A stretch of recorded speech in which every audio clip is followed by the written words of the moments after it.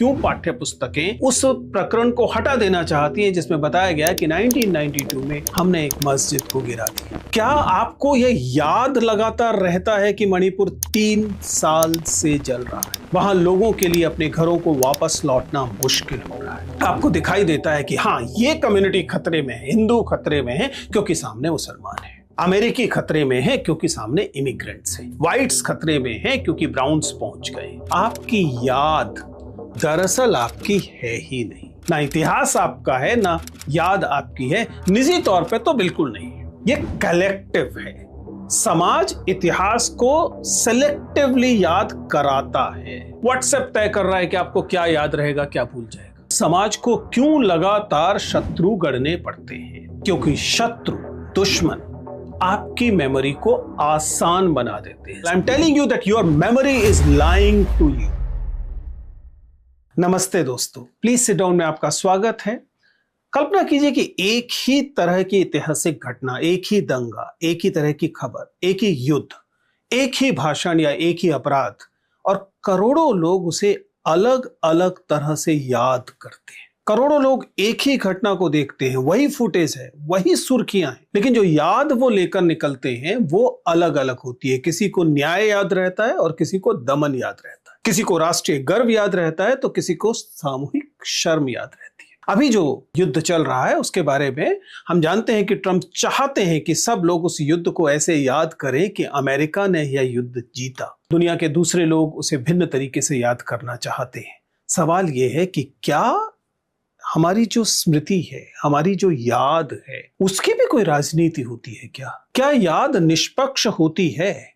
समझिए, I am making a point here. Smriti दरअसल कोई निष्पक्ष किस्म की रिकॉर्डिंग मशीन नहीं है। हमारा दिमाग एक निष्पक्ष तरीके से, इम्पार्शियल तरीके से चीजों को याद नहीं करता है। ये हमेशा रिकंस्ट्रक्शन होता है, ये हमेशा इमोशनल एडिटिंग होती है। दरअसल ये एक सेलेक्टिव किस्म की स्टोरी टेलिंग है। आपका स्वागत है इस वीडियो में, क्योंकि इसमें हम इसी मुश्किल सवाल को हल करने की कोशिश करने वाले हैं कि स्मृति काम कैसे करती है। क्यों ये जरूरी है इसे समझिए, क्योंकि याद और याद से जो कहानियां निकलती हैं वे आजीवन आपको मूर्ख बनाती हैं। 2025 में नेचर कम्युनिकेशन में प्रकाशित एक आर्टिकल है, उसमें यह बताया गया कि मानव मस्तिष्क उन सूचनाओं को प्राथमिकता देता है जो मस्तिष्क में पहले से मौजूद मान्यताओं की पुष्टि करती है, और उसके विरोधाभासी जो तथ्य होते हैं, उसके अपोजिट जो तथ्य होते हैं, उनका इंपैक्ट वो खुद ही कम कर देता है।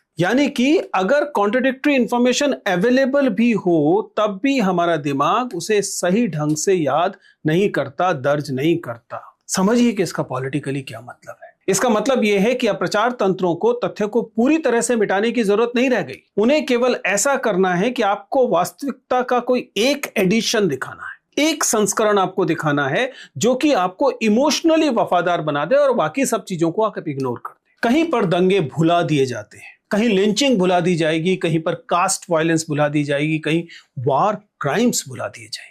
गजा किसको याद रहेगा, किसे नहीं, ये बताना बहुत मुश्किल नहीं है। ये केवल एक सरकार या एक आइडियोलॉजी की बात नहीं है। हर सत्ता असुविधाजनक घावों को सार्वजनिक स्मृति से धीरे धीरे हटाने की कोशिश करती है। अब आपको समझ में आ रहा होगा कि क्यों पाठ्य पुस्तकें उस प्रकरण को हटा देना चाहती हैं जिसमें बताया गया कि 1992 में हमने एक मस्जिद को गिरा दिया। याद आ रहा है? सोच के देखिए ना, इतना दूर नहीं जाना चाहते तो अब सोचिए, पिछले 3 सालों से मणिपुर जल रहा है, लेकिन क्या आपको मीडिया नैरेटिव में अब मणिपुर वैसा दिखाई देता है जैसा दिखाई देना चाहिए? क्या आपको यह याद लगातार रहता है कि मणिपुर 3 साल से जल रहा है, वहां लोगों के लिए अपने घरों को वापस लौटना मुश्किल हो रहा है? इसीलिए दरअसल समाज में बार बार दुश्मन गढ़े जाते हैं, क्योंकि दुश्मन आपकी पहचान को स्थिर करते हैं। आपको दुश्मनों की जरूरत इसलिए नहीं है कि आपको दुश्मनों को मिटाना है। आपको दुश्मनों की जरूरत दरअसल इसलिए है कि दुश्मनों के होने से आप अपना वजूद गढ़ते हैं। वे दुश्मन हैं इसलिए आप अपनी पहचान को निर्मित करते हैं। कंफर्मेशन बायस को याद कीजिए, जिसके बारे में हमने कई बार बात की है, आज फिर से की, कि हम उन सबूतों को ज्यादा महत्व देते हैं। पूरी तरह झूठ होने की जरूरत नहीं है, आधा सच आधा झूठ हो तो तब भी चलेगा, लेकिन हम उन सबूतों को ज्यादा महत्व देते हैं जो हमारी पहले से मौजूद मान्यताओं से मेल खाते हैं, और जो उसके अपोजिट तथ्य होते हैं हम उन्हें नकार देते हैं, और इससे एक तरह के नैरेटिव विकसित होते हैं। हम दरअसल तथ्य याद करते ही नहीं। हमारी स्मृति जो है वह तथ्यों को अहमियत देती है, यह बात गलत है। उसे चाहिए कथाएं, उसे चाहिए नैरेटिव्स, और वह नैरेटिव्स को ही बचा कर रखती है। और इसीलिए कहा जाता है कि समझना पड़ेगा कि आपकी याद दरअसल आपकी है ही नहीं। ना इतिहास आपका है, ना याद आपकी है। निजी तौर पे तो बिल्कुल नहीं, ये कलेक्टिव है। समाज इतिहास को सेलेक्टिवली याद कराता है। राजनीतिक समूह तय करते हैं कि किन पीड़ितों को महत्व दिया जाना है, किन्हें नहीं दिया जाना है। और ऐसा नहीं कि केवल व्यक्तियों के साथ हो रहा है, पूरे राष्ट्रों के इतिहास ऐसे ही दर्ज होते हैं। पूरे राष्ट्रों का इतिहास जिन स्मृतियों पर आधारित होता है वे स्मृतियां सेलेक्टिव होती हैं। इसीलिए मैं बार बार कहता रहा हूं, कहानियों से सावधान रहिए, क्योंकि कोई भी कहानी निष्पक्ष नहीं होती। हर कहानी में निहित कोई स्वार्थ होता है। कहानी सुनाने वाले का स्वार्थ होगा या कहानी गढ़ने वाले का स्वार्थ होगा। आप तक जो कहानी पहुंचे, चाहे वो विज्ञापन से पहुंचे, चाहे वो किताबों से पहुंचे, चाहे वो फिल्मों से पहुंचे, चाहे वह आपकी क्लासरूम्स में पहुंचे, हर कहानी के पीछे कुछ ना कुछ निहित स्वार्थ होता है, क्योंकि एक तरह की कलेक्टिव मेमोरी क्रिएट की जाती है।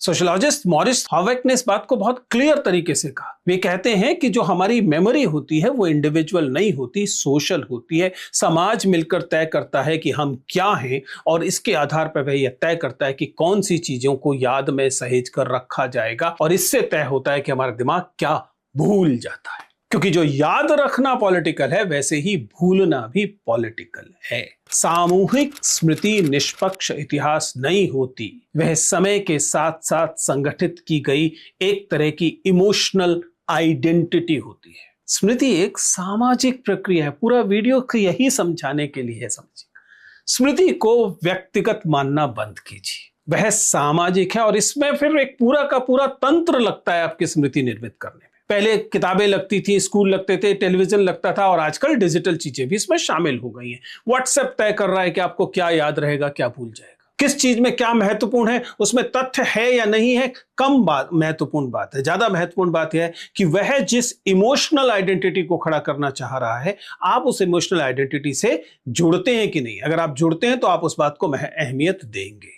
जरा सोच कर देखिए कि क्या होगा अगर आपकी सबसे गहरी और मजबूत स्मृति दरअसल आपकी हो ही ना, गढ़ी गई हो। क्या होगा अगर सामाजिक रूप से उसे इंजीनियर किया गया हो। What I'm trying to say is very simple. I'm telling you that your memory is lying to you. आपकी अपनी याद, जिसे आप अपनी याद कह के ना केवल खुद याद करते हैं, चार और लोगों को सुनाते हैं कि मैंने तो ये याद किया था, मैंने तो वो याद किया था। सच्चाई ये है कि your own memory is lying to you. मान लीजिए आप पहले से ही मानते हैं कि कोई एक समूह है जो कि खतरनाक है। आपको लगता है मुसलमान तो बहुत कट्टर होते हैं। अब आप इसके बारे में सैकड़ों वीडियो, भाषण, मीम्स ये सब देखते रहते हैं और आपकी धारणा पुष्ट होती जाती है। इसके आधार पर आपका मस्तिष्क खुद ही खाली जगहों को भरने लगता है, कहानियों को निर्मित करने लगता है, और वो प्रोपेगेंडा जिसके बारे में हम बार बार बात कहते रहे हैं, वो और ज्यादा पावरफुल हो जाता है। कंफर्मेशन बायस पर जो नेचर की स्टडी है उसके बारे में मैंने यही बताया था। कुल मिलाकर हम क्या कह रहे हैं कि समस्या केवल मिस इन्फॉर्मेशन नहीं है। समस्या यह है कि हम और आप मनुष्य के तौर पर इमोशनली उन्हीं सूचनाओं को पसंद करते हैं जो हमारी आइडेंटिटी की रक्षा करते हैं। इसलिए पॉलिटिकल ट्राइब्स जो हैं, राजनीतिक समूह जो हैं, वो इस वजह से मनोवैज्ञानिक रूप से इतने पावरफुल हो जाते हैं। आपको लगता है कि इस फ्रेमवर्क के तहत आपका जो आक्रोश पैदा हुआ वह एकदम जेन्युइन आक्रोश है। सच्चाई यह है कि आप किस पर क्रोधित होंगे और किस पर आपकी संवेदना होगी, ये तय करने की एजेंसी आपके पास है ही नहीं, ये मेमोरी के पास है, और मेमोरी मैन्युफैक्चर्ड है। And it's not about individuals. दरअसल राष्ट्र, दरअसल समाज, दरअसल कलेक्टिव्स आपकी मेमोरी को मैन्युफैक्चर करते हैं। कभी मौका लगे तो चौरी चौरा पर शाहिद अमीन के स्मृति पर किए गए काम को पढ़िए, या फिर अगर आप निर्मल वर्मा को पसंद करते हैं तो निर्मल वर्मा के शब्द और स्मृति को पढ़ने की कोशिश कीजिए। आपको समझ में आएगा कि स्मृतियां जिन कहानियों को गढ़ती हैं वे कलेक्टिव्स गढ़वाते हैं।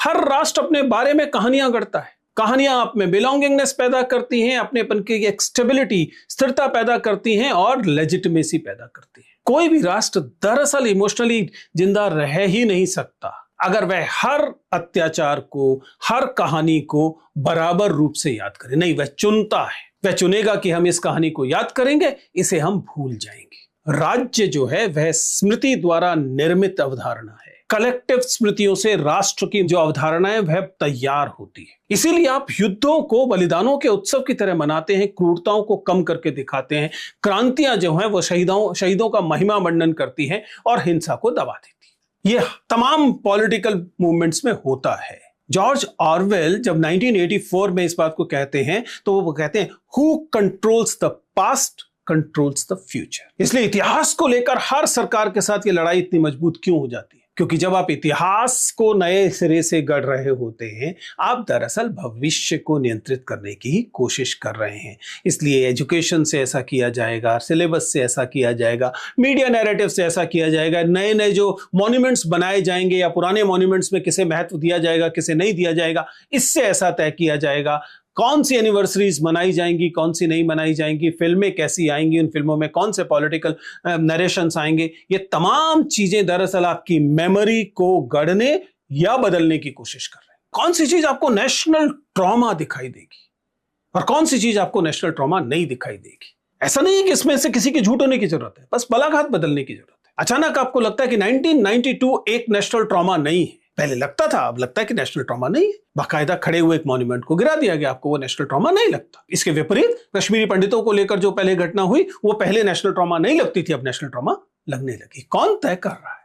सत्ता तय कर रही है। सत्ता कोई जरूरी है कि वो ऐसा तय करे, क्योंकि सत्ता जब ऐसा तय करती है तब आपसे आपकी एजेंसी छिन जाती है इस बात को तय करने की कि आप किस बात पर क्रोधित होंगे और किस बात के प्रति आप संवेदनशील होंगे। और एक के बाद एक तरह की आइडियोलॉजी अपने अपने तरीके के मेमोरीज को आपके सामने रखती है।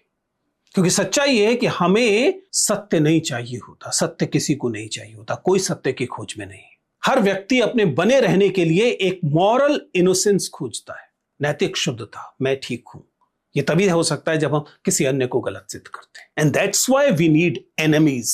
बड़ी रोचक बात है, समाजों को लगातार शत्रुओं की आवश्यकता पड़ती है, इसलिए नहीं कि उन्हें शत्रुओं से कोई शत्रुता निभानी है, इसलिए कि उनकी खुद की परिभाषा इस शत्रुता पर निर्भर करती है। This is the darkest part of any society, any story. जरा सोचिए कि हर समाज को क्यों लगातार शत्रु गढ़ने पड़ते हैं? क्योंकि शत्रु, दुश्मन आपकी मेमोरी को आसान बना देते हैं, स्मृति को आसान बना देते हैं। एक समाज जो आर्थिक असुरक्षा, पहचान के संकट या डेमोग्राफिक प्रॉब्लम्स या पॉलिटिकल प्रॉब्लम्स, इंस्टेबिलिटी से गुजर रहा होता है, उसे इमोशनल कोहेशन के लिए लगातार एक कॉमन शत्रु चाहिए होता है, दुश्मन चाहिए होता है। परेशानी अपने आप में है, परेशानी अपनी संरचना में है, लेकिन हमें सामने एक दुश्मन चाहिए, क्योंकि दुश्मन सामने होने से जो आपके प्रेजेंट की जटिलता है वह खत्म हो जाती है और आपको स्पष्टता दिखाई देने लगता है। हम इसलिए परेशान हैं क्योंकि इस दुश्मन की वजह से है। बांग्लादेशियों ने कर दी गड़बड़, या यूरोपीय बताएंगे कि इमिग्रेंट्स ने कर दी गड़बड़, या ट्रंप बताएंगे कि जो इमिग्रेंट्स लगातार आ रहे हैं उनसे देश में गड़बड़ हो रही है। सबका सब काम, ये दुश्मन क्यों करने पड़ रहे हैं? हर किसी को दुश्मनों की जरूरत क्यों है? क्योंकि ये दुश्मन जब आप गढ़ते हैं तब आपकी मेमोरी सिंप्लीफाइड हो जाती है। आपको दिखता है कि आपकी परेशानियों की समस्या की जड़ यहां है, और फिर आपकी स्मृति उसी तरीके से नहीं गढ़ती है। आपको दिखाई देता है कि हाँ, ये कम्युनिटी खतरे में है, हिंदू खतरे में है क्योंकि सामने मुसलमान है, अमेरिकी खतरे में है क्योंकि सामने इमिग्रेंट्स हैं, व्हाइट्स खतरे में है क्योंकि ब्राउन्स पहुंच गए। बहुत आसान है कि आप सामने एक शत्रु खड़ा कर दीजिए, आपको जिंदगी आसान दिखाई देने लगेगी, क्योंकि आप अपने हर अपराध के लिए, आप अपनी हर कमी के लिए, आप अपनी हर दिक्कत के लिए उसे दोषी ठहरा सकते हैं। और यह काम कौन करता है? इस काम को करने के लिए आपके दिमाग को वाकई यकीन करना होता है कि समस्याओं की वजह यह है, और ये यकीन आपको दिलाती है वे गढ़ी हुई कहानियां, वे स्मृति जो इस पोलराइजेशन से आपके दिमाग में गढ़ दी गई हैं, बैठा दी गई हैं। और ऐसे में डिजिटल प्लेटफॉर्म्स और तमाम किस्म की एल्गोरिथम्स इन्हें और ज्यादा एम्पलीफाई करती हैं। ध्यान रखिएगा, आउटरेज सबको चाहिए, आक्रोश सबको चाहिए, भय सबको चाहिए, अपमान सबको चाहिए, नेगेटिव दिखने वाली चीजें, लेकिन इनसे ही बड़ी अवधारणाएं जैसे कि देश, जैसे कि समाज बची रह पाती है।